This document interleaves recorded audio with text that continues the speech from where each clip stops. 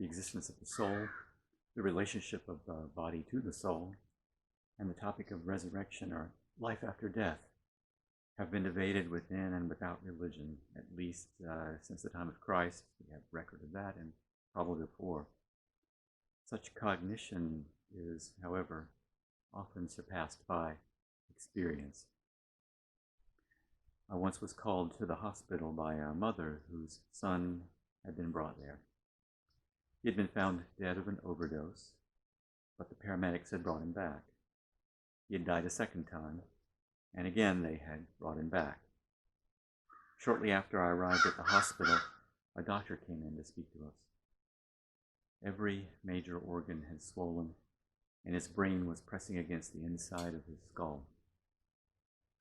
He concluded, only prayer can save him now. When I had first walked in and seen his body lying there, I had sensed that he was not present. Despite his apparent absence, however, I talked with him. I told him that it was between him and God now, and that I had no idea what the result of that might be. But I hoped very much that he would come back. About an hour later, his mother and I witnessed a sudden jolt on the left side of his body, almost as if he had been electrically shocked. I sensed at that moment that he had re-entered his body with a thud. A materialist might say that it was the right side of his brain regaining consciousness, and I think that that is also true. But it was clear to me that I had witnessed his return from somewhere else, without which there would have been no regaining of consciousness. He opened his eyes, glared wildly at his mother, then at me, and then at his mother, before closing them again. His mother and I agreed tentatively that this was a good sign. About 10 minutes later, he opened his eyes again, seemed slightly more focused, and looked at us longer before closing them.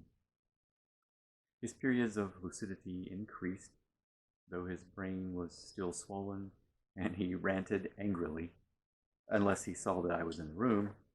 Once he realized I was there, he would calm down, but started up again as soon as I left. Gradually, he returned to himself, but retained damage to his heart.